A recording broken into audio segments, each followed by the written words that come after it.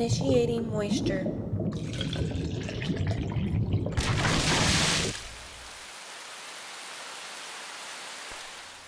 Welcome to the Moist Meter. Today I'll be analyzing the moisture content in The Disaster Artist. This is a movie I was really looking forward to because The Room is a movie that's very close to my heart.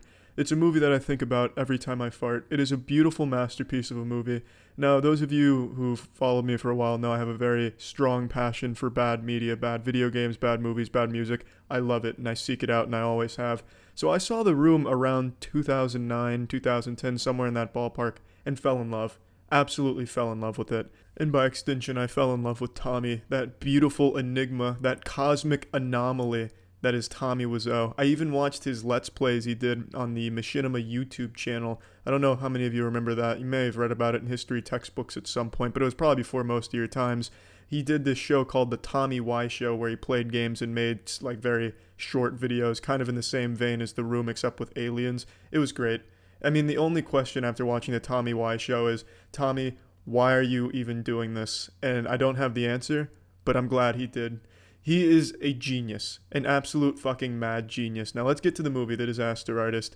I'm happy to say it was a pleasant surprise in how good it turned out. What a story, Mark, really. It was just a wholesome, fun movie to watch. It wasn't like a laugh out loud movie or anything like that. It was just an enjoyable experience.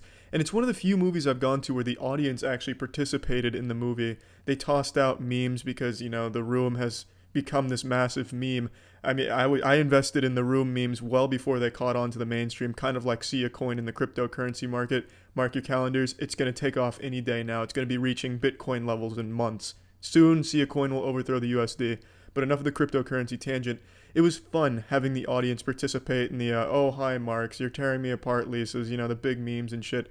It was entertaining. It was just a fun movie. I went with my girlfriend and she's never seen The Room and she walked away saying how much she enjoyed the movie. And that's something I didn't really expect. I really just kind of expected this to be marketed only towards the hardcore memers, the people who really like The Room, and those would be the only demographic that would enjoy the movie. But it's just a good movie in and of its own right. You don't have to see The Room to enjoy this movie. I don't think it's a gut-busting, hoot-and-hollering comedy movie, but it's a good movie nonetheless. It tells a good story of friendship and following your dreams, and yeah, you might be a fucking weird creep, and things might not turn out the way you want them to, but it can still lead to something great, and you can leave your mark, and you can leave a great legacy.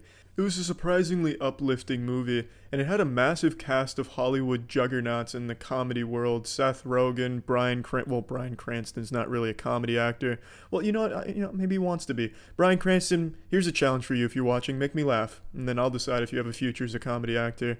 But what I'm saying is they have this big powerhouse cast of A-list Hollywood actors who seem to have participated in this movie just out of the pure passion and love they have for the original The Room. And it shows in their performance. They did shot-for-shot remakes of some of the scenes, flawlessly executed. And it was just a really fun, entertaining movie to watch, even if you haven't seen The Room. It's a good standalone, self-contained, not super inside joke-heavy movie.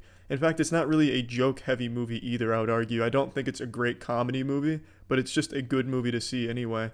I don't really have a whole lot of complaints. Everything just kind of worked, and it was fun. So let's go ahead and pop this shit into the moist meter and check how wet it is. This is an 85%.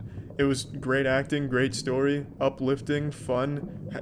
The subject matter is one of my favorite movies I've ever seen, which is The Room.